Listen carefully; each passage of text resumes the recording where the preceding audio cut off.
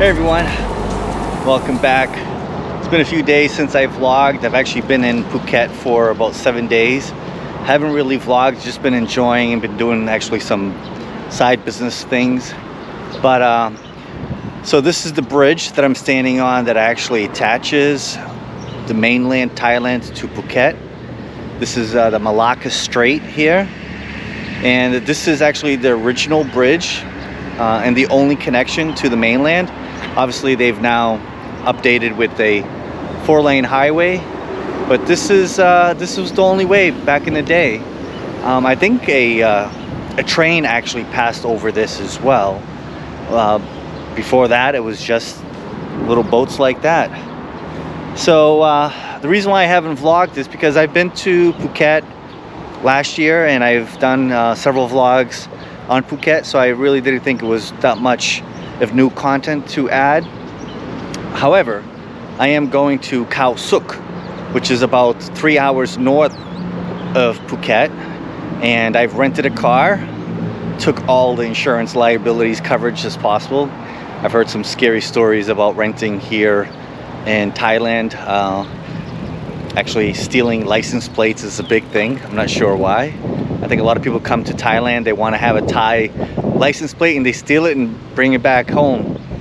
But yeah, so I'm going to Khao Sok. It's a national park. It's a beautiful, beautiful park that was created, I believe, 30 to 40 years ago. It was originally a river that was dammed for hydroelectricity, but it created just an amazing oasis of nature and birds. Yeah, it's really beautiful. I hope to capture the beauty of the place with my drone and also by vlogging. But if you look it online and just Google it, you'll actually see. I'll put a lot of links down below once I create this vlog for Khao Sok. Some people pronounce it Khao Sok, some other people pronounce it Khao Sok. I'm not exactly sure. Maybe someone can actually tell me the right method. Yeah, but this is the Strait of Malacca here. This is the only connection here that goes out to the sea. This is mainland Thailand, and that's Phuket. So, and on the other side is actually open ocean as well. So that's not a bay. It cuts right through to the Sea of Thailand, I believe. So this side opens out to the Indian Ocean. So if you go out that way, you'll eventually hit Sri Lanka and India. And if you go that way, you'll be in Thailand Sea, which on the other side is Krabi, which is another very popular tourist destination, Krabi, Thailand. And beyond that, you would have Cambodia and Laos, and then Vietnam. Yeah, so I'm gonna bring up the drone so you guys can see what this bridge looks like. It's a very historical bridge. They don't allow cars on it anymore. But it'll be interesting to see what it looks like from up above. See you soon.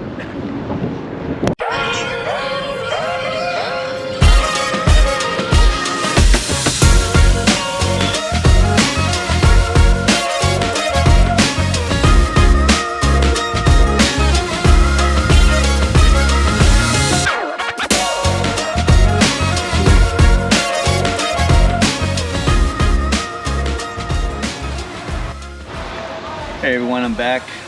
Pulled off the road to get something to eat for lunchtime. Found this amazing restaurant right off the road. I filmed a little bit coming in, but look at the view here. Just total tropical paradise.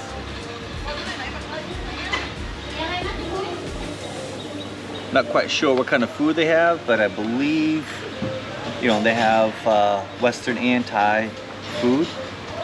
Can't pronounce the name of the restaurant, but here's their menu. And good thing is they take credit card. Credit card is not widely accepted here unless you go to the main centers, but even then you may have problems. They want cash. So Phuket, definitely bring cash. Anywhere in Thailand you need a lot of cash. You can ask if to take credit cards. Sometimes they'll say they do, and then when you go and order, eat, time to pay, it could be a problem where they say the machine's not working and then you'll have to pay in cash. So you gotta make sure you have cash all times just to back up what you're actually buying. But this place looks pretty nice, so I don't think I'll have a problem here. About another hour and a half drive north to Khao Sok, and yeah, it's a beautiful country. Hopefully I'm going to be able to get the drone up here as well so we can get an aerial view of the restaurant and of the mountains behind me.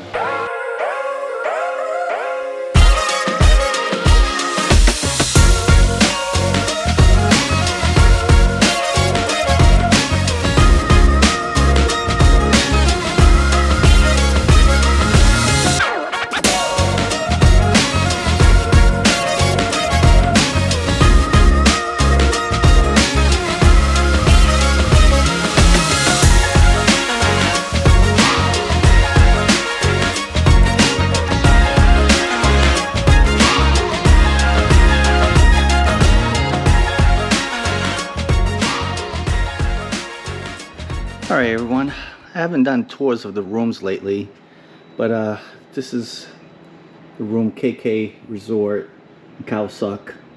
You can see the amazing views out there, and there's KK Park. It wasn't that easy to find because it's up on a hill, but here's the room tour. Simple room, but it's nice and clean. Got beautiful views over the jungle.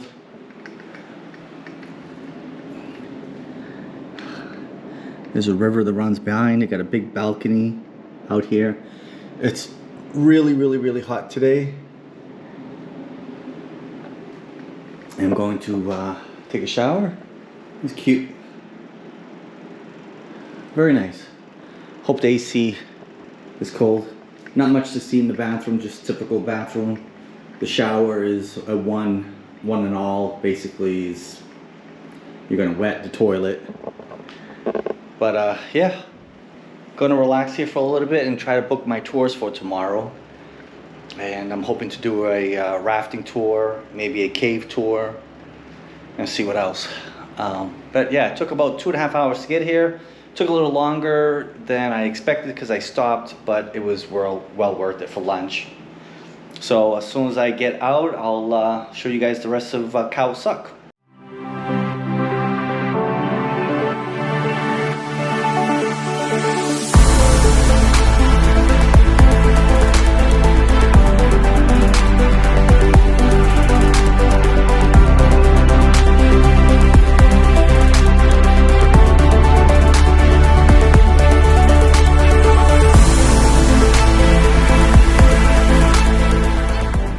Welcome back, guys.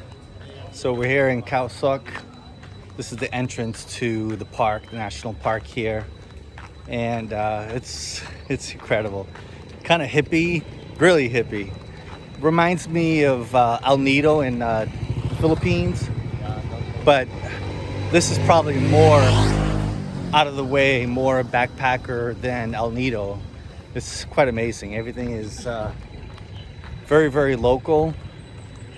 But it's exactly what I'm looking for. Check this out. If you guys look here at these trees, these are rubber trees. This is where we get our rubber for everything that is rubber. So these collection cups collect the rubber that they eventually, I guess, make latex out of. But you'll see these trees everywhere. And then they collect all the rubber.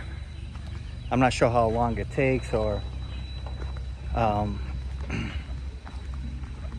you know, how much they produce, but I know that Thailand is a big producer of rubber because you see these very skinny trees everywhere, and they're perfectly lined, so they're not naturally planted. They're man-made to maximize the sun. Their distance maybe 10 feet. But yeah, so down here, found a tour with my hotel. It's about 1,300 baht for a day tour tomorrow. I want to see what the prices are down here, see if it's comparable. This is kind of like the hotbed of Khao Sok before you get into the park, and you got to pay a 200 baht fee to get in. So I'm gonna get some information here and maybe grab something to eat, because my hotel is about 10 miles out of this little mini town, and I actually prefer it. It's at first, when I first got there, I was like, I don't know if I want to stay here, but it's actually nice. So I'm going to see people from all over the world here. I haven't shaved. I guess I'm becoming a little bit of a hippie myself, but I have gained a little weight. I've been eating pretty well. Thank God I haven't had any reactions. I have, for the first time, sprayed mosquito spray. Up until this point, I've been staying in metropolitan areas. Even in Phuket, it's kind of really built up, even though you can get into the jungle. But here, definitely, you're gonna see a lot more mosquitoes. The other day, I was riding a tuk-tuk, and there was a spider in the tuk-tuk that was literally about that big. It was huge. I didn't freak out, because I figured it's probably more scared of me than I am of it. So, but it was good. Yeah, so I'm gonna find a place to eat, get some information, head back to the hotel and charge all the batteries for tomorrow. I think tomorrow will be a big day. So see you soon. Hey everyone, welcome back. So we're here at the national park entrance, and we gotta pay 220 baht to get our ticket. We have our tour guide right here, and we have a group of 17 that's gonna go on the boat raft. So it took about an hour to get over here. I'm not sure why the park entrance is so far from Khao Sok, but I believe it's because the mountains block some of the lakes over in Khao Sok, so we can't get over to the open water. That's why we have to get over to this side. There's two entrances into the park. So this is the larger of the two entrances. The other entrance is more for hikers. So we're gonna go and head over to our raft now. There we go, heading down to our raft.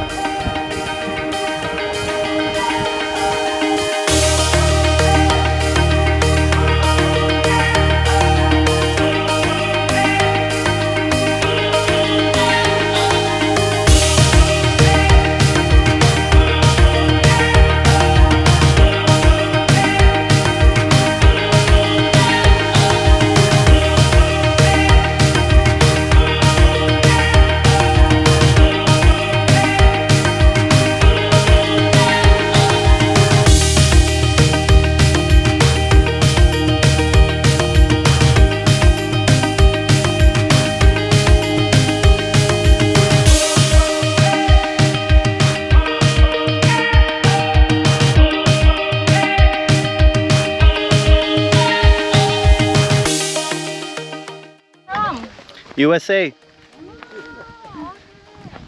All right, so we just got off the raft, and we're actually walking towards a cave now. It's a pretty shallow cave, but they said that we can walk pretty much our normal height. There may be some areas that we have to lower down. The cave does have bats and spiders, so we're gonna try to stay away from them. But yeah, it's just a 5-minute walk to the cave, and we're gonna need some headlamps to see inside, because there's no electricity inside. Here's our guide. God, what's your name? Name? Name? Yes. Okay, he's been awesome. Awesome. Yeah, he's been guiding us, but he says he wants $100 million. Right? You want $100 million? No, $100 million. We're gonna go diamond cave, but no have real diamond. No diamonds. No diamond. So you can see the trek here. There's obviously people coming from the other side. Excuse us. Well, it's really narrow. Really narrow. Okay. Here we're going into the cave.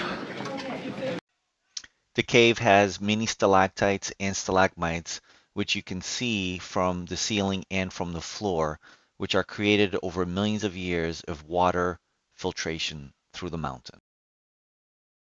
So we visited the Coral Cave, which is roughly 5 miles deep and is home to many bats and spider species. which we actually were able to see during the daytime. All right, now we've started our jungle trek, and this is a proper jungle for sure. You can see how everything is really overgrown. Have this path here, but wow, look at this tree. You see the roots coming down. Unbelievable.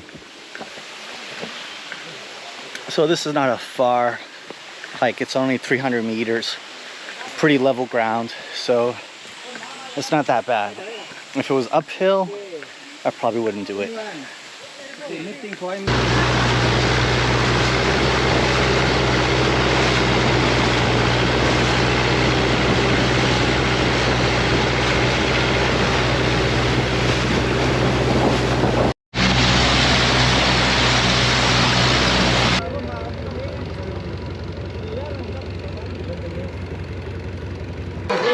All right, we've made it to the floating resort. We're gonna have lunch here, and it's awesome. Look at this.